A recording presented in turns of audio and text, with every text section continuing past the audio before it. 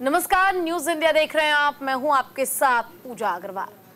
नमस्कार, सुर्खियां अखबार की में स्वागत है आप सभी का। आपके साथ मैं हूं मोनिका सिंह। अगले घंटे तक हमारे साथ बने रहिए, क्योंकि तमाम बड़े अखबारों की तमाम बड़ी सुर्खियों से आपको रूबरू कराएंगे, वो भी सरल अंदाज में, सरल शब्दों के साथ। तो शुरुआत करते हैं, बात करते हैं संसद सत्र की। संसद सत्र के पहले ही दिन पक्ष और विपक्ष में खींचतान देखने को मिली। विपक्ष ने संविधान की कॉपियां लहराई। दैनिक जागरण में इस खबर का जिक्र है, प्रथम पेज पर इसको जगह दी गई है। सोमवार को 18वीं लोकसभा का पहला सत्र शुरू हुआ, जहां सदन के भीतर सत्ता पक्ष से लेकर विपक्ष तक अलग अलग अंदाज में दिखाई दिए। पहले दिन जहां नए चुने गए सांसदों को शपथ दिलानी थी, तो वहीं दूसरी ओर कई सांसदों के परिजन भी इस मौके पर दिखाई दिए। सोमवार को सदन में जहां कुछ दलों ने अपनी पहचान के लिए रंग विशेष का सहारा लिया, तो कुछ सांसदों पर लोगों की निगाहें टिकी नजर आई। बिल्कुल, देखिए, लोकसभा के सत्र की शुरुआत हो चुकी है। पहले ही दिन सरकार और विपक्ष में खींचतान नजर आई, जमकर विरोध किया गया और इस दौरान सदन में नखरे, नाटकबाजी नहीं चाहती है जनता, जिम्मेदार बने विपक्ष, ये बात प्रधानमंत्री नरेंद्र मोदी ने कही है। देखिए, प्रधानमंत्री नरेंद्र मोदी ने सहमति से सरकार चलाने को लेकर प्रतिबद्धता जताई और कहा, लोकतंत्र संविधान की करेंगे रक्षा, आपातकाल लोकतंत्र पर काला धब्बा है, इस बात का जिक्र किया गया। तो वहीं विपक्ष की ओर से जिन मुद्दों को लेकर जमकर विरोध किया गया, वो भी आपको बता दें। शिक्षा मंत्री धर्मेंद्र प्रधान के शपथ लेते वक्त विपक्षी सदस्यों ने नीट नीट के नारे लगाए और इस दौरान राहुल गांधी ने कहा, मोदी और शाह को संविधान पर हमले की नहीं देंगे इजाजत। यानी कि संविधान पर हमले का आरोप जो है पक्ष विपक्ष पर लगा रहा है और विपक्ष सत्ता पक्ष पर लगा रहा है। बिल्कुल, देखिए, भर्तृहरि मेहताब को प्रोटेम अध्यक्ष बनाया और बनाने से नाराज विपक्ष की ओर से द्रमुक और टीएमसी के सांसदों टीआर बालू और सुदीप बंदोपाध्याय ने पीठासीन अधिकारियों के पैनल के सदस्य के रूप में शपथ लेने से इनकार कर दिया। विपक्ष ने सरकार पर वरिष्ठता की अनदेखी कर संविधान और परंपरा तोड़ने, तो संसदीय कार्य मंत्री किरण रिजिजू ने विपक्ष पर राजनीति करने के तमाम तरह के आरोप जो हैं वो इस दौरान लगाए। विपक्ष प्रोटेम अध्यक्ष पद पर कांग्रेस सांसद के सुरेश की नियुक्ति चाहता था, जो 8 बार जीते हैं। वहीं सरकार का कहना है कि मेहताब लगातार 7 बार जीते हैं और सुरेश लगातार 4 बार ही जीते हैं। तो पहला दिन देखा हमने कितना हंगामेदार रहा, दोनों ही पक्ष एक दूसरे के आमने सामने नजर आए। और आज दूसरा दिन है, तो दूसरा दिन में हम उम्मीद कर रहे हैं पूजा कि आज भी सत्र जो है वो हंगामेदार रह सकता है। बिल्कुल, देखिए, आज 280 ऐसे नवनिर्वाचित सांसद हैं जो शपथ ग्रहण करेंगे, शपथ लेंगे। राष्ट्रपति द्रौपदी मुर्मू के अभिभाषण के साथ शुरुआत होगी और उनके अभिभाषण पर पहले चर्चा की जाएगी। उसके बाद 280 जो नवनिर्वाचित सांसद हैं वो शपथ ग्रहण करेंगे। कल 262 सांसदों ने शपथ ग्रहण की थी और अगर आज की बात की जाए तो आज भी बेशक से ये अपील की गई है विपक्ष से कि वो मुद्दों को सरल तरीके से उठाए, शांति से उठाए, लेकिन विपक्ष आज भी सदन में हंगामा कर सकता है। हंगामे के आसार जो है सदन में आज भी नजर आ रहे हैं। अलग अलग मुद्दों को लेकर देखिए, विपक्ष अपनी भूमिका को और मजबूत करेगा और हर एक मुद्दे पर सत्ता पक्ष को, यानी कि एनडीए की सरकार को घेरने की कोशिश की जाएगी, ताकि जनता तक इस बात की जो जानकारी है वो पहुंच सके कि आखिर सरकार में अब तक क्या काम किया गया है और किन चीजों की कमी रही है। बहरहाल आगे बढ़ लेते हैं और देखते हैं कि अगली खबर क्या है। विपक्ष के हंगामे पर प्रधानमंत्री मोदी ने कांग्रेस पर निशाना साधा है और कहा कि देश आपातकाल को कभी नहीं भूलेगा। नवभारत टाइम्स में इस खबर का जिक्र हुआ है, फ्रंट पेज पर इसको जगह मिली है। उन्होंने सत्र की शुरुआत के ठीक पहले मीडिया को संबोधित करते हुए ऐसी बात कह दी जो कांग्रेस को नागवार गुजरी।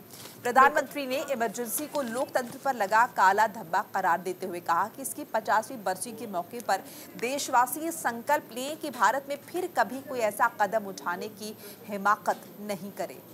देखिए, पीएम ने याद दिलाई इमरजेंसी, तो विपक्ष ने नीट पर उन्हें घेर लिया। देखिए, इमरजेंसी को लेकर भारतीय जनता पार्टी या फिर कई केंद्रीय स्वास्थ्य मंत्री जेपी नड्डा जो है वो एक अभियान की शुरुआत करने जा रहे हैं, जिसके जरिए आपातकाल के समय, इमरजेंसी के समय किस तरह की परिस्थिति थी उसे गिनाने का काम किया जाएगा। 25 जून को भारत के लोकतंत्र पर जो काला धब्बा लगा था उसके 50 साल हो रहे हैं। नई पीढ़ी इसे कभी नहीं भूलेगी। जब संविधान समाप्त कर दिया गया था, देश को जेल खाना बना दिया गया था, नरेंद्र मोदी ने इस बात का जिक्र किया, तो वहीं राहुल गांधी ने भी नरेंद्र मोदी पर निशाना साधते हुए साफ कह दिया कि संविधान के साथ खिलवाड़ करने का अधिकार राहुल गांधी किसी को नहीं देंगे। बिल्कुल, तो देखिए, जहां पर इमरजेंसी का जिक्र किया है प्रधानमंत्री नरेंद्र मोदी ने, तो यहाँ पर खड़गे ने भी जिक्र किया, उन्होंने भी कहा कि देखिए 10 साल से तो आपने भी अघोषित आपातकाल लगा रखा है, ये भी तो आपातकाल की स्थिति है। और देखिए चुनाव के दौरान भी हमने देखा था कि दोनों ही पक्ष एक दूसरे के आमने सामने थे और लगातार विपक्ष की तरफ से कहा जा रहा था कि लोकतंत्र के साथ खिलवाड़ हो रहा है, संविधान के साथ खिलवाड़ हो रहा है। और पिछले 10 साल में देखें तो लोकतंत्र का गला दबाने की जो कोशिश कर रहा है एनडीए भारतीय जनता पार्टी, इस बात को लगातार दोहराया जाता रहा। और कल जब प्रधानमंत्री नरेंद्र मोदी ने कहा कि देखिए ये आपातकाल जो हुआ है ये लोकतंत्र पर काला धब्बा है और जनता संकल्प, यानी कि कहीं ना कहीं इशारा उन्होंने दिया है कि जनता संकल्प से मतलब ये है कि जनता फिर इस तरह की स्थिति ना आने दे। और इस तरह की स्थिति आपको समझना होगा कि इस तरफ इशारा है। इस तरह की स्थिति का मतलब यह है कि दोबारा से अगर कांग्रेस पार्टी कभी सत्ता में आती है, उन्हें मौका मिलता है, तो वो फिर इस तरह की स्थिति को उत्पन्न करेंगे और देश आपातकाल की तरफ बढ़ेगा। तो ये तमाम बात जो है ये प्रधानमंत्री नरेंद्र मोदी ने कही है और कहा है कि 25 जून ना भूलने वाला दिन है। हालांकि उन्होंने दोहराया कि सरकार चलाने के लिए बहुमत और देश चलाने के लिए सहमति जरूरी है। तो 25 जून भारत के लोकतंत्र पर काला धब्बा था, उसके 50 साल हो रहे हैं। भारत की पीढ़ी कभी नहीं भूलेगी, प्रधानमंत्री ने कहा। संविधान को पूरी तरह से नकार दिया गया था, जेल खाना बना दिया गया था भारत को, लोकतंत्र को पूरी तरह से दबोच लिया गया था। हर देशवासी गौरव के साथ संविधान लोकतांत्रिक परंपराओं की रक्षा करते हुए संकल्प ले कि भारत में ऐसी हिम्मत कोई दोबारा ना करने पाए। बिल्कुल, चलिए खबरों में बढ़ते हैं आगे और रुख करते हैं अगली खबर का। कांग्रेस अध्यक्ष मल्लिकार्जुन खड़गे ने बड़ा बयान दिया, कहा मौलिक हार के बाद भी पीएम मोदी के तेवर नहीं बदले हैं। और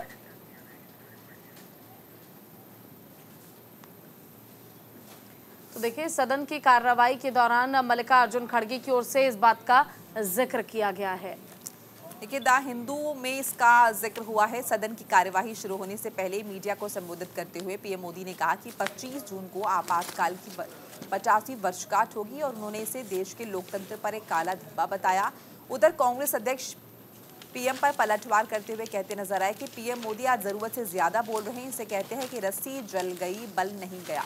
देखिए भी समझना होगा कि ये जो यहाँ पर मुहावरा रखा गया है, रस्सी जल गई बल नहीं गया, जो कहावत रखी गई है, इसके पीछे का जो मकसद है, जो तंज है, वो ये कि इस बार भारतीय जनता पार्टी को बहुमत तो नहीं मिला है, एनडीए के बहुमत के दम पर वो सरकार बनाने में कामयाब रहे। जिस 400 पार के आंकड़े का वो जिक्र लगातार करते रहे, वो आंकड़ा जो है वो नहीं छू पाए, यानी कि कहीं ना कहीं एरोगेंसी जो है वो अभी भी बरकरार है, जबकि इतनी बड़ी हार हुई है। ये तमाम बातें जो हैं मल्लिकार्जुन खड़गे ने कही। बिल्कुल, देखिए कांग्रेस के राष्ट्रीय अध्यक्ष हैं मल्लिकार्जुन खड़गे, जिन्होंने इस बात की चर्चा की और कहा Modi continues to be arrogant even after moral defeat. यानी साफ तौर पर जो बात आप कह रही हैं मोनिका, उस बात का जिक्र कर लेते हैं कि रस्सी जल गई लेकिन बल नहीं गया। इसका सीधा सीधा मतलब यह है कि इस बार चुनाव के दौरान भारतीय जनता पार्टी जिस उम्मीद में थी कि उन्हें ज्यादा सीटें मिलेंगी, लेकिन उससे बिल्कुल विपरीत एनडीए का उन्हें सहयोग लेना पड़ गया, अपने सहयोगी दलों का सहयोग लेना पड़ गया। और अगर हम अकेले भारतीय जनता पार्टी की बात कर ले तो बहुमत का आंकड़ा भी वो टच नहीं कर पाए थे।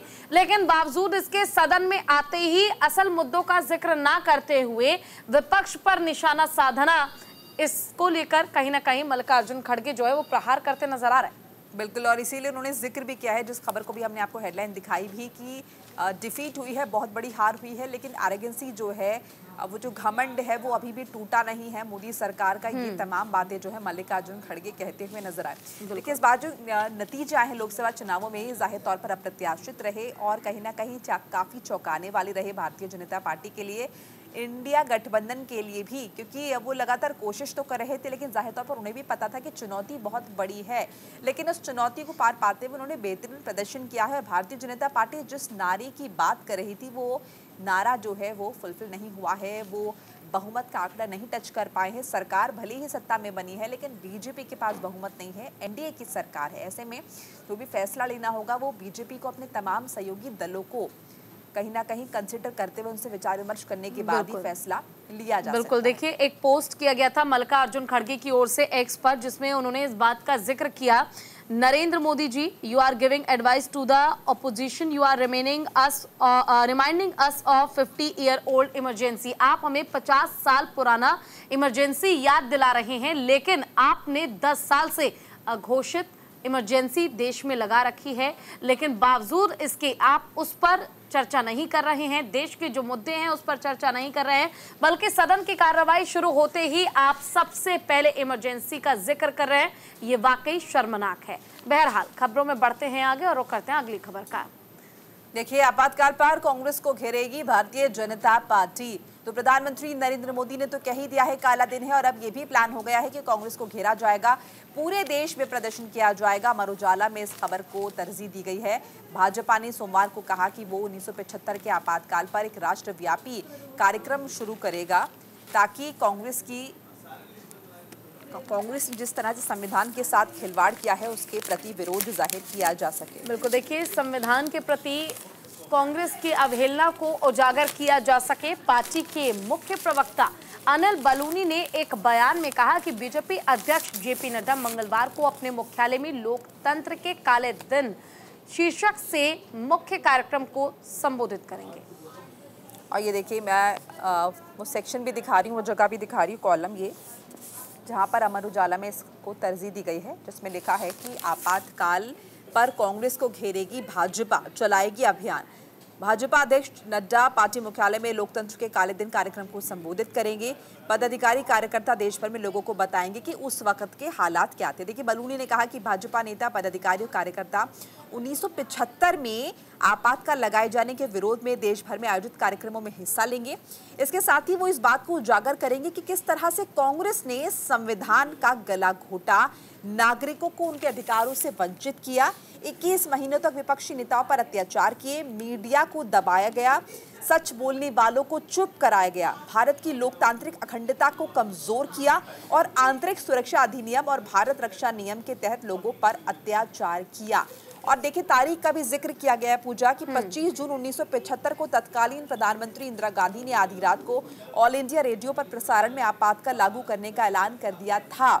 इसके कुछ देर बाद सुप्रीम कोर्ट ने इलाहाबाद हाईकोर्ट के इस फैसले पर सशर्त रोक लगा दी, जिसमें लोकसभा के लिए इंदिरा के निर्वाचन को अमान्य घोषित किया गया था।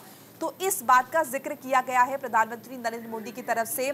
और भारतीय जनता पार्टी ने कहा कि वो जो दौर था 1975 का, वो काला दिन था, और उसी काले दिन के विरोध में आज भारतीय जनता पार्टी जो है, उनके तमाम कार्यकर्ता, जो नेता हैं, वो सड़कों पर उतरेंगे और उस काले दिन एक बार फिर से लोगों को बताएंगे, उसके विषय में बताएंगे कि किस तरह से उस ज़माने में बिल्कुल हुआ क्या था, लोकतंत्र को किस तरह से दबाया गया था। लेकिन देखिए मोनिका, लेकिन बड़ा सवाल ये उठता है कि अब इतना समय बीत जाने के बाद 50 साल लगभग हो चुके हैं, आज 25 तारीख है और आज ही शायद उस इमरजेंसी को लेकर जो अभियान की शुरुआत तो होने जा रही है, तो कहीं ना कहीं सवाल उठता है कि अब जनता को इससे कोई मतलब भी नहीं है और शायद अपनी राजनीति भुनाने के चक्कर में लोगों को बरगलाने की कोशिश नहीं की जानी चाहिए। बहरहाल खबरों में बढ़ते हैं आगे, जहां संसदीय इतिहास की परंपरा टूटने की कगार पर है। स्पीकर का चुनाव लड़ सकता है विपक्ष और अमर उजाला में इसे जगह दी गई है। विपक्षी गठबंधन इंडिया उपाध्यक्ष पद नहीं मिलने पर अध्यक्ष पद के लिए चुनाव लड़ने की तैयारी कर रहा है, जबकि बीजेपी की अगुवाई वाली राजग इस मुद्दे पर विपक्ष से समझौता के मूड में नहीं है। ऐसे में अगर बुधवार को अध्यक्ष पद के लिए चुनाव की नौबत आई तो सर्वसम्मति से इस पद पर होने वाले निर्वाचन की बीते 17 लोकसभा से जारी परंपरा को तोड़ दिया जाएगा। परंपरा जो है वो टूट जाएगी। तो देखिए, फिलहाल अगर हम बात करें तो सदन का स्पीकर कौन बनेगा, ये एक बहुत बड़ा सवाल है। जहां एक तरफ बीजेपी इस उम्मीद में है कि स्पीकर उनकी पार्टी का हो, एनडीए पार्टी का हो, तो वहीं विपक्ष जो है वो भी डिप्टी स्पीकर का पद मांग रहा है, डिमांड की जा रही है। ऐसे में डिप्टी स्पीकर का पद जो सत्ता पक्ष में यानी कि एनडीए, वो विपक्ष को नहीं देने के मूड में है। और अगर ऐसा होता है तो विपक्ष भी चुनावी मैदान में आएगा और जो मांग है उस मांग को आगे सफल बनाने में हर संभव प्रयास किया जाएगा। लेकिन फिलहाल ये बात तय है कि डिप्टी स्पीकर के पद के लिए बेशक से विपक्ष मांग कर रहा हो, लेकिन अभी इस पर किसी भी तरह का कोई भी प्लान जो है वो एनडीए सरकार का बनता नजर नहीं आ रहा है। तो देखिए, ये एक मुद्दा है और उसके अलावा बहुत सारे मुद्दे हैं जो इस सत्र के दौरान छाए रहेंगे। लेकिन हाँ, जाहिर तौर पर ये मुद्दा बहुत बड़ा है कि स्पीकर कौन रहेगा और दोनों ही दल जो हैं वो इसे लेकर अपनी दावेदारी ठोकते हुए दिखाई दे रहे हैं। विरोध भी दोनों के बीच बना हुआ है। बिल्कुल। तो देखिए ये खबर एक बार हम दिखा देते हैं। आप देखेंगे कि फिलहाल स्पीकर नहीं, डिप्टी पर रस्साकसी जो है वो जारी है। और स्पीकर के लिए तो देखिए एक बार को फिर भी स्पष्ट है कि बीजेपी की ओर से स्पीकर जो है वो चुना जा सकता है, लेकिन डिप्टी स्पीकर जिसकी मांग विपक्ष कर रहा है, ये पद विपक्ष को दे पाना एक बहुत बड़ी परेशानी हो सकता है सत्ता पक्ष के लिए। स्पीकर ही नहीं बल्कि डिप्टी पर भी रस्साकसी लगातार चल रही है। और ऐसे में देखिए विपक्ष के तेवर जो है वो बदलते नजर आ रहे हैं। और तेवर इसलिए बदले नजर आ रहे हैं मोनिका, क्योंकि इस बार जो बेहतर प्रदर्शन विपक्ष ने किया है, शायद उसके आधार पर कहीं ना कहीं डिप्टी स्पीकर का पद वो चाहते हैं। बिल्कुल। चलिए अगली खबर कर लेते हैं, बात कर लेते हैं पूजा अगली खबर एग्जाम्स की।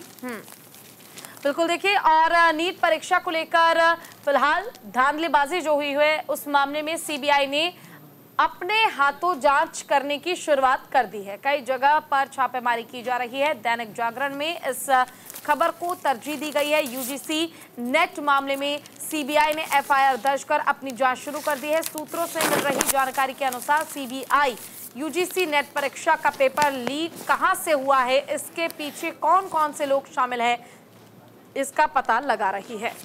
ये देखिए हेडलाइन भी आपको दिखा रहे हैं, दैनिक जागरण में इसको जगह मिली है और ये इसकी हेडलाइन यहाँ पर रही, जिसमें इस बात का जिक्र है कि नीट यूजी में धांधली के 5 और मामलों की जांच सीबीआई ने अपने हाथ में ली है। तो ये मामला जो है अब सीबीआई तक जा पहुंचा है। देश की सड़कों से शुरू हुआ, तमाम छात्र जो हैं वो सड़कों पर उतरे और अब देखिए सीबीआई ने मेडिकल कोर्सेज में प्रवेश के लिए आयोजित नीट यूजी पेपर लीक की जांच का जिम्मा मिलने के बाद इस संबंध में 5 और नए मामलों की जांच अपने हाथ में ले ली है। कथित गड़बड़ी के इन मामलों की जांच गुजरात, राजस्थान, बिहार की पुलिस वैसे तो अलग अलग कर रही है।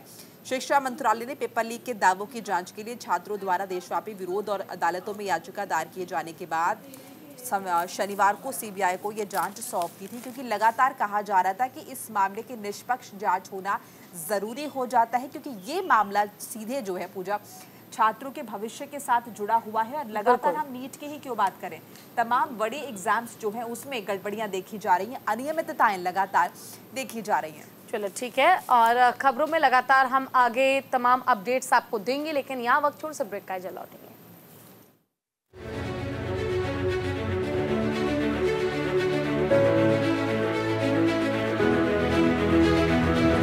ब्रेक के बाद एक बार फिर से स्वागत आप सभी का। रुख करते हैं खबरों की ओर। सुप्रीम कोर्ट ने नहीं दी है फिलहाल अरविंद केजरीवाल को कोई भी आदेश, अभी जेल में ही रहेंगे सीएम केजरीवाल। तो देखिए सुप्रीम कोर्ट ने शराब नीति घोटाला मामले में दिल्ली के मुख्यमंत्री अरविंद केजरीवाल की रिहाई पर अंतरिम रोक हटाने से इनकार कर दिया है। सुप्रीम कोर्ट ने कहा है कि हमें दिल्ली हाई कोर्ट के फैसले का इंतजार करना चाहिए। अगर हाई कोर्ट ने अपना फैसला सुरक्षित रख लिया है तो हमारा उसमें दखल देना उचित नहीं है।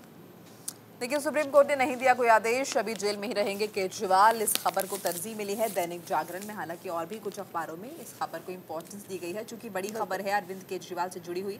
देखिए पूजा के हाथ में भी अखबार है और इस मामले में सुनवाई जो है वो 26 जून तक चल गई है। कहा गया है हाईकोर्ट को आप गलत ठहरा रहे हैं, ऐसे में कोर्ट वो गलती कैसे दोहरा सकता है। दिल्ली हाईकोर्ट की शाम को जारी सूची में केजरीवाल का मामला मंगलवार को फैसले के लिए लगा।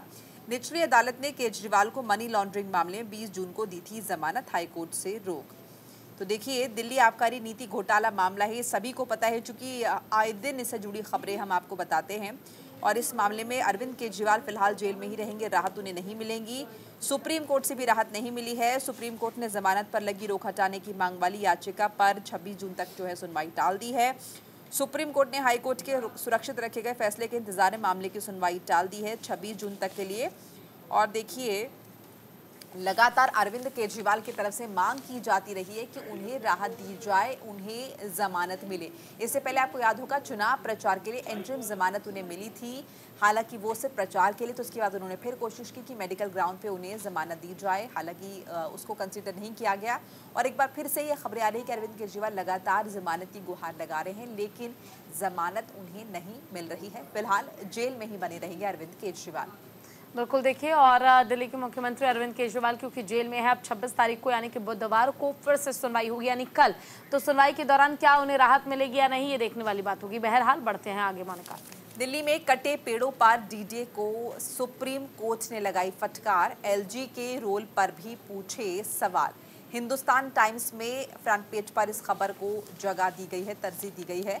सुप्रीम कोर्ट ने राजधानी दिल्ली का हम जिक्र करें, राजधानी दिल्ली के रिज क्षेत्र में पेड़ों की कटाई के मसले पर दिल्ली विकास प्राधिकरण यानी डीडीए को कड़ी फटकार लगाई है। अदालत ने डीडीए से पूछा है कि रिज क्षेत्र में पेड़ों को काटने के खिलाफ सर्वोच्च अदालत के आदेश के बावजूद वहां पेड़ों को कैसे काट दिया गया। But trees cut on LG's orders, Supreme Court seeks clear statement from DDA। ये खबर जो आपको टीवी स्क्रीन पर हम दिखा रहे हैं।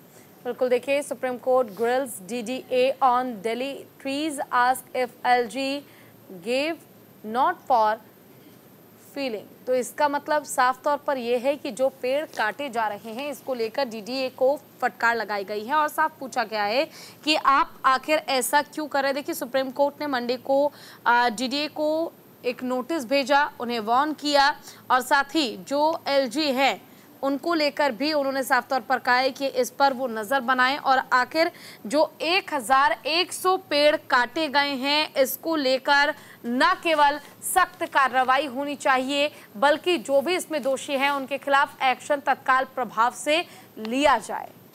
बिल्कुल, तो देखिए, पेड़ काटने का मामला जाहिर तौर पर बड़ा है क्योंकि पर्यावरण से जुड़ा हुआ ये मामला है और वैसे भी देखिए पेड़ों की कितनी ज़्यादा है पूजा ज़रूरत।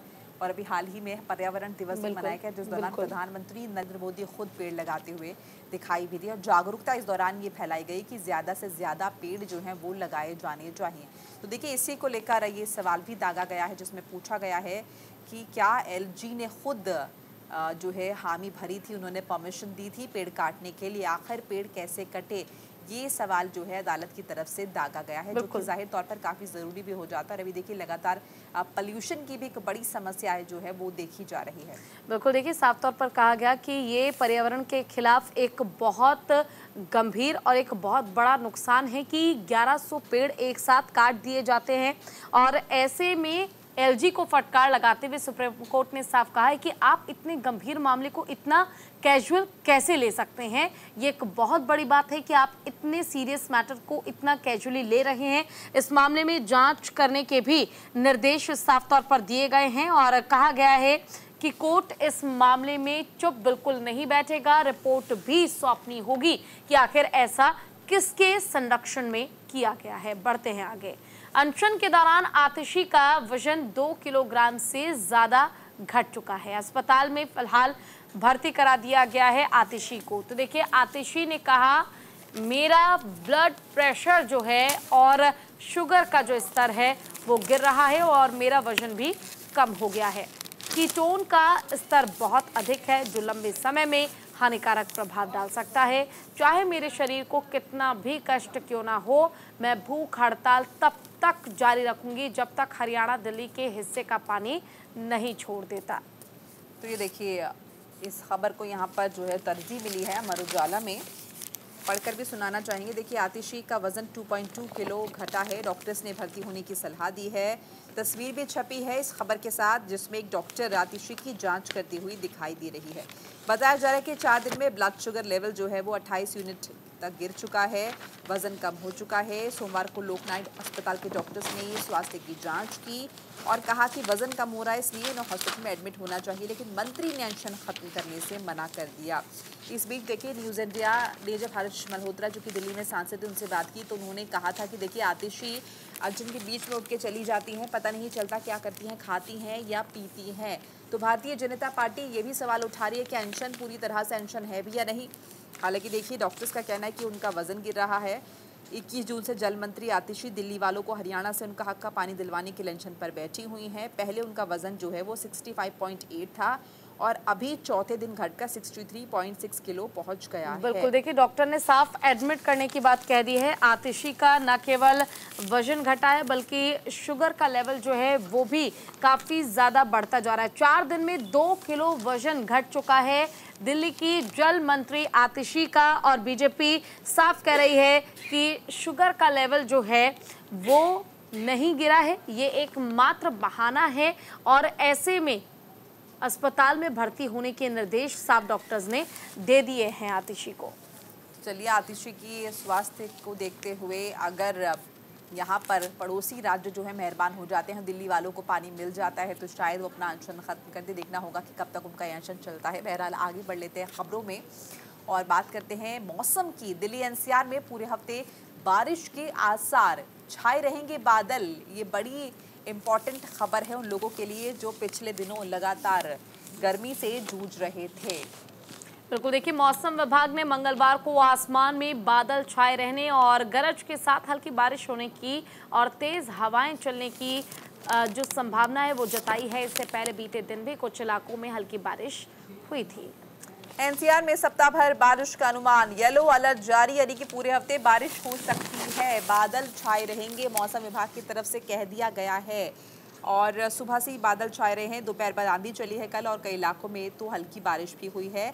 कनौर प्लेस इलाके की तस्वीर छापी गई है। बताया गया है कि रिमझिम बारिश के बीच गुजरते वाहन तो देखिए काफ़ी अहम हो जाता है। और ये भी बताया जा रहा है कि 30 से 40 किलोमीटर प्रति घंटे की गति से तेज हवा के साथ धूल भरी आंधी भी चलेगी। तापमान की अगर बात करें तो मैक्सिमम 40 डिग्री सेल्सियस रहेगा, जबकि मिनिमम 31 डिग्री सेल्सियस रह सकता है। बिल्कुल, देखिए राजधानी दिल्ली की अगर हम बात करें तो यहाँ पर गर्मी से लोगों को राहत मिलने जा रही है और इससे आप ये समझ सकते हैं कि आसपास के सटे जो एरिया हैं दिल्ली एनसीआर में बारिश और मौसम जो है वो काफ़ी हल्का रहने वाला है। आपको काफ़ी अच्छा लगेगा क्योंकि गर्मी से आपको राहत मिलने जा रही है। कई जगह आंधी चलने की और बारिश होने की संभावना भी जताई गई है। देखिए 30 तारीख को यानी कि 30 जून को मानसून आने की संभावना है। मौसम विभाग के अनुसार ये संभावना जताई गई है कि दिल्ली में 30 जून को मानसून आ सकता है। हालांकि कई बार ऐसा हुआ है कि निश्चित तारीख से काफी पहले भी मानसून ने दस्तक दे दी है। मौसम विभाग ने 25 जून को नोएडा में हीट वेव का अलर्ट जारी किया है। तो देखिए नोएडा की अगर हम बात करें तो नोएडा में हीट वेव का अलर्ट जारी किया गया है आज के लिए यानी 25 तारीख के लिए। लेकिन अगर दिल्ली की बात कर लें तो दिल्ली में मौसम काफी सुहाना रहेगा। और देखिए चूंकि दिल्ली मौसम सुहाना है, ऐसे में आसपास के इलाकों में उसका कुछ असर आने का प्रभाव भी देखा जाने की उम्मीद है। लेकिन इस बीच देखिए बड़ी खबर, चूंकि लगातार हम ये कहते रहे, इससे पहले आपने नोटिस किया होगा कि हीट वेव का अलर्ट जारी है और देखिए गर्मी और सताएगी और लोगों का जीना दूभर हो गया, घरों से बाहर निकलना मुश्किल हो गया। लेकिन अब कहा जा रहा है कि मानसून जल्द आने वाला है और अभी फिलहाल आप जो देख रहे हैं वो है प्री मानसून शार, जो कि कुछ राहत आपको देते हुए नजर आ रहे हैं। जाहिर तौर पर जब मानसून आएगा तो राहत आपको और मिलने की पूरी उम्मीद जाहिर की जा रही है। टेम्परेचर के विषय में भी बताया कि टेम्परेचर थोड़ा सा डिप करेगा, मिनिमम 31 डिग्री सेल्सियस बताया जा रहा है। बहुत ज़्यादा हल्का नहीं रहेगा, लेकिन कम से कम जब बारिश होगी तब आप थोड़ा बेहतर महसूस कर सकते हैं। और मैक्सिमम आपका जो टेम्परेचर है वो 40 डिग्री सेल्सियस बताया जा रहा है। चले खबरों में अब बढ़ते हैं आगे और रुक करते हैं अगली खबर का। सीएम योगी आदित्यनाथ का बड़ा बयान आपको बताते हैं। उन्होंने कहा कि ग्लोबल ब्रांडिंग का हब बनेगा कुंभ। दैनिक जागरण में इस खबर का जिक्र है। मुख्यमंत्री योगी आदित्यनाथ ने कहा कि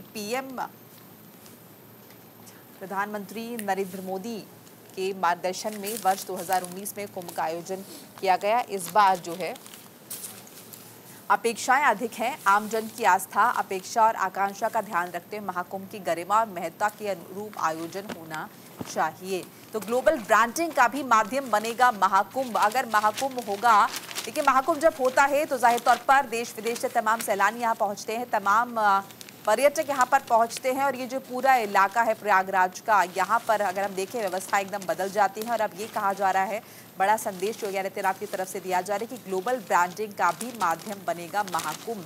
टूरिज्म को तो इससे बढ़ावा मिलेगा ही, लेकिन साथ ही साथ और भी बहुत सारी अपॉर्चुनिटीज होंगी, ब्रांडिंग होगी इस दौरान। बिल्कुल, देखिए ग्लोबल ब्रांडिंग का भी माध्यम बनेगा महाकुंभ। और महाकुंभ ये वो मेला है जिसमें लाखों की संख्या में लोग अलग अलग राज्यों से, अलग अलग देशों से, देश विदेश से पहुंचते हैं। ऐसे में मुख्यमंत्री योगी आदित्यनाथ ने ये संभावना जताई है कि जल्द ही जो कुंभ आयोजित होने वाला है, ये कुंभ का मेला नेशनल और ग्लोबल ब्रांडिंग का माध्यम बनेगा। प्रयागराज में महाकुंभ के प्रबंधन को लेकर समीक्षा करने के बाद मुख्यमंत्री योगी आदित्यनाथ ने ये बात कही है। साथ ही मुख्यमंत्री योगी आदित्यनाथ ने देखिए कहा कि जल्द ही प्रयागराज में होने वाले महाकुंभ को स्वच्छता, सुविधा और सुरक्षा का मानक बनाने के निर्देश हमने दिए हैं।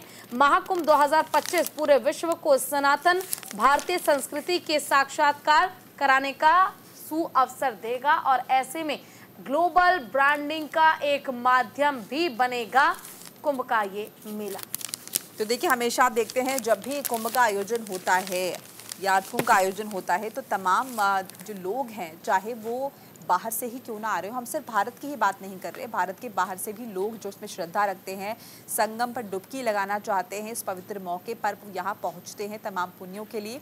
और इस दौरान अगर हम कायाकल्प देखें तो पूरा प्रयागराज का बदला हुआ नजर आता है। व्यवस्था तो हम देखते हैं, इसके अलावा अगर हम डेवलपमेंट देखें तो भी पिछले कुछ सालों में काफ़ी बेहतर हुआ है पूजा। वहाँ पर सड़कें जो बेहतर हुई हैं, हाईवेज बेहतर हुए हैं और कहीं ना कहीं इस दौरान वहाँ पर जो ब्रांडिंग है वो ग्लोबल स्तर पर अपनी अलग अलग तरह से पहचान बनाएगी। बहुत सारी चीज़ों का संदेश इस कुंभ के माध्यम से दिया जाता रहा है और आगे भी दिया जाएगा, जो कि अंतर्राष्ट्रीय स्तर पर अपनी अलग पहचान बनाएगा।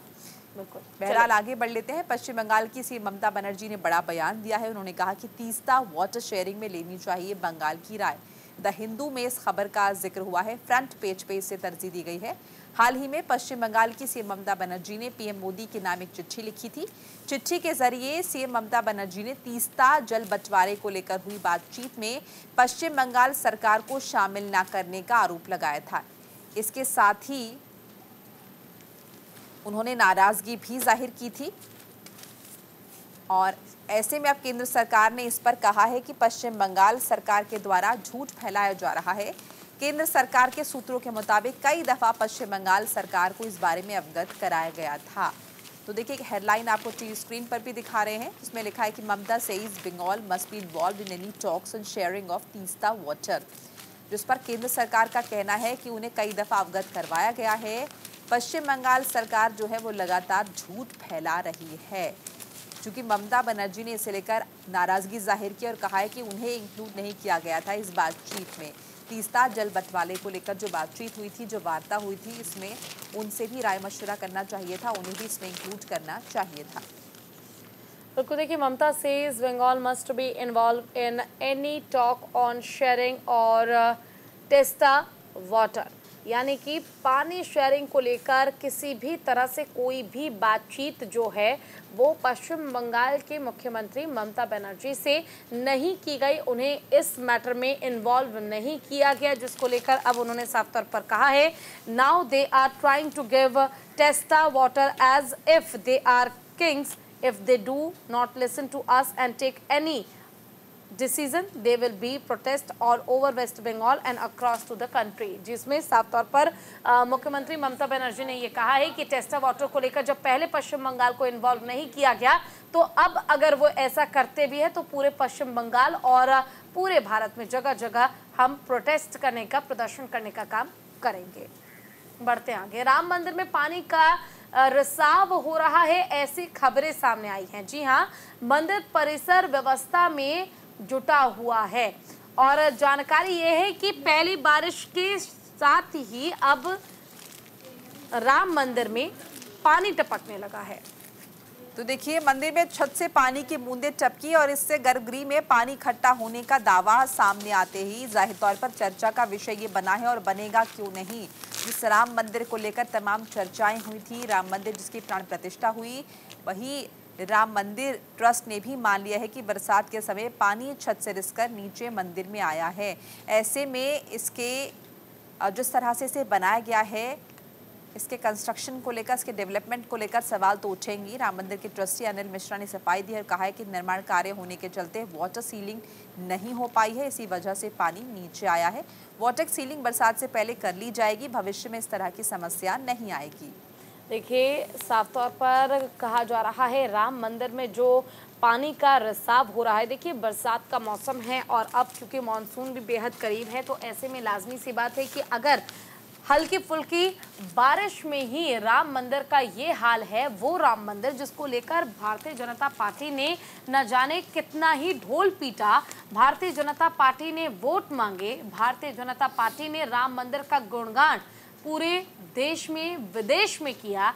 उस राम मंदिर का हाल क्या है ये आप साफ इस खबर के जरिए समझ सकते हैं। जो मुख्य पुजारी है उन्होंने शिकायत की है कि पहली बरसात में ही बारिश के पानी का जो टपकना राम मंदिर के अंदर शुरू हो चुका है, जो कि एक गंभीर समस्या है और इसका निदान जल्द होना चाहिए। बिल्कुल, तो देखिए सीपेज की समस्या अभी से ही पेश आ रही है। अभी तो बरसात शुरू नहीं हुई है, अभी तो इसे हम कहेंगे प्री मानसून शार। बहरहाल आगे बढ़ लेते हैं, अगली खबर का रुख करते हैं, जहां पर जेडीएस नेता सूरज रेवन्ना को किया गया गिरफ्तार। 27 साल के कार्यकर्ता ने लगाए थे गंभीर आरोप। द हिंदू में इस खबर को तरजीह दी गई है। जेडीएस एमएलसी सूरज रेवन्ना को अप्राकृतिक यौन शोषण के आरोप में गिरफ्तार किया गया था। बेंगलुरु की एक अदालत ने सूरज को 1 जुलाई तक सीआईडी की हिरासत में भेज दिया है। सीआईडी ने ही अदालत से रिमांड बढ़ाने का अनुरोध किया था। और इसकी हेडलाइन भी आपको दिखा रहे हैं, JDS MLC remanded in CID custody in sexual abuse case. तो देखिए जेडीएस को लेकर ये मामला पहले भी देखने को मिला था और अभी ये मामला जेडीएस एमएलसी सूरज रेवन्ना को लेकर, रेवन्ना को अप्राकृतिक यौन शोषण के आरोप में गिरफ्तार किया गया था। बेंगलुरु की एक अदालत ने सूरज को 1 जुलाई तक सीआईडी की हिरासत में भेज दिया है। बिल्कुल, देखिए JDS MLC remanded in CID custody in sexual abuse case, यानी कि साफ तौर पर जो प्रज्वल रेवन्ना के भाई हैं उन्हें अब सीआईडी के कस्टडी में भेज दिया गया है। सीआईडी इस मामले की जांच करेगा। Suraj Revanna has been arrested following complaint by a 27-year-old male, जो कि उनकी ही पार्टी के कार्यकर्ता थे। उन्होंने कंप्लेन की कि उन्हें काफ़ी दिनों से परेशान किया जा रहा है और साथ ही उन्होंने इस मामले को लेकर साफ कहा है कि सिर्फ प्रज्वल रेवन्ना ही नहीं बल्कि सूरज रेवन्ना भी लोगों के साथ उन्हें सेक्सुअली हैरेस करने की कोशिश करते हैं। बढ़ते हैं खबरों में आगे और रुक करते हैं अगली खबर का। देखिए मराठा आंदोलन की बात करेंगे। मराठा आंदोलन के नेता जरांगे पाटिल ने छगन भुजबल पर लगाए हैं आरोप और कहा कि आंदोलन को कमजोर करने की हो रही है कोशिश। इस खबर का भी जिक्र द हिंदू में हुआ है। आरक्षण कार्यकर्ता मनोज जरांगे ने सोमवार को महाराष्ट्र के मंत्री छगन भुजबल पर भड़काऊ भाषण का इस्तेमाल करने का आरोप लगाया, जिसका उद्देश्य मराठों और ओबीसी के बीच दरार पैदा करना है, जिससे संभावित रूप से दंगे भड़क सकते हैं। जरांगे ने घोषणा की कि मराठा आरक्षण आंदोलन के लिए अगले कदम 13 जुलाई के बाद तय किए जाएंगे। तो मराठा आरक्षण की आग एक बार फिर से दिखाई देगी। जरांगे ने ऐलान कर दिया है इस बाबत और कहा है कि मराठा आरक्षण के लिए अगला जो कदम है, अगली जो रणनीति है वो 13 जुलाई के बाद तय की जाएगी। देखिए Jarange Patil accuse minister Chhagan of creating rift between Marathas and OBCs, ये आरोप लगाया गया है और साफ तौर पर कहा गया है कि जरांगे पाटिल ने मिनिस्टर छगन भुजबल के ऊपर आरोप लगाए हैं और मराठास और ओबीसी के बीच लड़ाई लगवाने की भी बात उन्होंने कही है। बिल्कुल, देखिए छगन भुजबल पर भड़काऊ भाषण का इस्तेमाल करने का आरोप लगाया, जिसका जो उद्देश्य बताया जा रहा है, जो मोटिव बताया जा रहा है वो ये कि मराठा और ओबीसी के बीच दरार पैदा की जाए, रिफ्ट पैदा किया जाए। मराठा आरक्षण की आग जो है एक बार फिर उठती हुई दिखाई देगी। इससे पहले भी इसका जिक्र हुआ था, लेकिन अब ये बताया जा रहा है जरांगे की तरफ से कि जुलाई में 13 जुलाई के बाद इसके आगे की रणनीति तय करेंगे कि इस मामले को किस तरह से उठाया जाए, क्योंकि लगातार वो मराठा आरक्षण की बात करते आ रहे हैं। इसे लेकर उन्होंने प्रदर्शन भी किए हैं और इससे पहले भी उनके अनशन का जिक्र किया जा रहा था, हालांकि किसी वजह से ये बीच में रोकना पड़ा। तो एक बार फिर से ये आग उठेगी, देखना होगा कि किस तरह से प्रदर्शन इसे लेकर किए जाएंगे, चूँकि रणनीति तय की जाएगी 13 जुलाई के बाद और उसमें ये तय किया जाएगा कि मराठा आरक्षण का मुद्दा एक बार फिर से किस तरह से उठाया जाए, सरकार को इसमें घेरा जाए। चलिए अगली खबर का रुख कर लेते हैं। रेल मंत्री अश्विनी वैष्णव का बड़ा स्टेटमेंट, बड़ा ऐलान। उन्होंने कहा कि कवच 4.0 जल्द होगा लागू। दैनिक जागरण में इस खबर का जिक्र। अश्विनी वैष्णव ने अधिकारियों को दिए ये निर्देश। Automatic train protection system. Rail मंत्री अश्विनी वैष्णव ने नई दिल्ली स्थित रेल भवन में 22 जून को स्वचालित ट्रेन सुरक्षा प्रणाली कवच 4.0 के उन्नत संस्करण की प्रगति की समीक्षा की। तो देखिए, इस तकनीक को जल्द लागू करने के निर्देश जारी कर दिए हैं। और तकनीक के विषय में क्या कुछ इस अखबार में छपा है, जरा पूजा पढ़कर भी बताएंगी। बिल्कुल, देखिए रेल मंत्री ने कवच 4.0 तकनीक जल्द लागू करने के निर्देश साफ दे दिए हैं। और देखिए, साफ तौर पर कहा गया है कि जल्द ही अश्विनी वैष्णव उन्नत प्रणाली की प्रगति की जानकारी देते नजर आए। कहा, भारतीय रेल के लिए ये तकनीक मील का पत्थर होगा। इस सुरक्षा प्रणाली को संपूर्ण सुरक्षा स्तर 4 प्रमाण पत्र प्राप्त होंगे। चलिए खबरों में बढ़ेंगे आगे और रुक करेंगे अगली खबर का। जीएसटी में बदलाव से घरेलू वस्तुओं पर घटी करों की दर। दैनिक जागरण में इस खबर को तरजीह दी गई है। जीएसटी आने से पहले एलपीजी चूल्हे पर 21% टैक्स लगता था, जो कि घटकर 18% हो गया है। सीबीआईसी द्वारा आंकड़ों में बताया गया है कि इलेक्ट्रॉनिक उपकरणों, पंखे, वाटर कूलर और फर्नीचर पर जीएसटी लागू होने से पहले 31.3% टैक्स लगता था, जो अब घटकर 18% हो गया है। तो जीएसटी लागू होने से कितने फायदे हुए, इस बात का जिक्र हुआ है। लागू होने से घरेलू वस्तुओं पर सबसे ज्यादा घटी हैं कर की दरें, यानी कि टैक्स कम हुआ है जीएसटी की वजह से, ये जो है दावा किया गया है और इसका जिक्र भी इस अखबार में हुआ है। बिल्कुल, देखिए जीएसटी लागू होने से घरेलू वस्तुएं, यानी कि जो भी आप घर की चीज़ें मंगाते हैं उन सब पर सबसे ज़्यादा टैक्स जो है वो कम हुआ है। कई वस्तुओं पर टैक्स लगना बंद हुआ तो कई पर कर की दरों में कमी आई है। काउंसिलिंग की अगली बैठक से जीएसटी को तर्कसंगत बनाने की कवायद तेज की जाएगी। और देखिए, जीएसटी के स्लैब को कम करने पर विचार कर सकती है काउंसिल। और ऐसे में आटा हो, सैनिटरी, आपकी आयुर्वेदिक दवा हो या फिर टीवी हो, फर्नीचर हो, मोबाइल हो, फ्रिज हो, इन तमाम चीज़ों पर जीएसटी जो है वो अब कम हो चुका है। इलेक्ट्रॉनिक चीज़ें अगर आप मंगाते हैं, पंखा, वाटर कूलर और फर्नीचर पर जीएसटी लागू होने से पहले 31.3% टैक्स लगता था, जो अब घटकर 18% हो चुका है। यानी कि कहीं ना कहीं से फायदा हुआ है, इस बात का जिक्र किया जा रहा है, इसे बताया जा रहा है आंकड़ों के जरिए। और बाकायदा ग्राफ जो है इसमें बनाया गया है अखबार में, समझाने के लिए कि किस तरह से इसमें जो है विस्तार देखा गया है, इसमें बदलाव देखा गया है जीएसटी में। और ये जो आंकड़े हैं ये रखे गए हैं सीबीआईसी की तरफ से, उन्हीं के आंकड़े हैं जिसमें इन्हें बेहतर बताया गया कि टैक्स दरों में बदलाव हुआ है लोगों की बेहतरी के लिए। बिल्कुल, देखिए वर्ल्ड कप में ऑस्ट्रेलिया को हराकर सेमीफाइनल में पहुंचा भारत। इंग्लैंड से होगा मुकाबला अब, और ऐसे में ये मैच बेहद दिलचस्प होने वाला है। देखिए, दैनिक जागरण में इसका जिक्र है। ICC men's T20 world cup 2024 में सुपर 8 में भारत ऑस्ट्रेलिया के बीच सेंट लूसिया के Daren Sammy national cricket stadium में मैच खेला गया। ऑस्ट्रेलिया ने टॉस जीतकर इस मैच में फील्डिंग करने का फैसला लिया और फिर भारत ने रोहित शर्मा की 92 रन की पारी के दम पर 20 ओवर में 5 विकेट पर 205 रन बनाए। कंगारू टीम को जीत के लिए 206 रन बनाने थे, लेकिन ये टीम जीत के लक्ष्य तक नहीं पहुंच पाई और 20 ओवर में 7 विकेट पर 181 रन बना पाई और 24 रन से मैच गंवा दिया। इस जीत के साथ ही भारत ने पिछले साल 19 नवंबर 2023 को ऑस्ट्रेलिया से वनडे वर्ल्ड कप के फाइनल में मिली हार का बदला भी चुकता कर लिया है। तो इस जीत के मायने भी बताए जा रहे हैं, बदले के तौर पर भी इसे देखा जा रहा है। प्रदर्शन तो है ही, और ये देखिए इस हेडलाइन। बिल्कुल, देखिए रोहित ने छुड़ा दिए ऑस्ट्रेलिया के छक्के और ऐसे में भारत जो है अब सेमीफाइनल में पहुंच चुकी है और सेमीफाइनल में पहुंचने के बाद अब उनका मुकाबला बेहद दिलचस्प होगा। चलिए खबरों में बढ़ते हैं आगे और रुक करते हैं अगली खबर का। जिम्बाब्वे दौरे के लिए भारतीय टीम की घोषणा हुई, शुभमन गिल बने हैं कप्तान। दैनिक जागरण में इस खबर का जिक्र हुआ है। बीसीसीआई ने जिम्बाब्वे के खिलाफ 5 मैचेस की टी20 सीरीज के लिए टीम इंडिया का ऐलान कर दिया है। टीम की कमान पहली दफा शुभमन गिल को मिली है। वहीं आईपीएल में शानदार प्रदर्शन करने वाले अभिषेक शर्मा, नीतीश रेड्डी, रियान पराग को भी मौका मिला है। तो टीम इंडिया के स्क्वाड का ऐलान कर दिया गया है। ये बता दिया गया है कि कौन कौन इस टीम का हिस्सा बनेंगे। शुभमन को भारत का कप्तान बनाया गया है। आईपीएल में इन्होंने अच्छा प्रदर्शन किया था।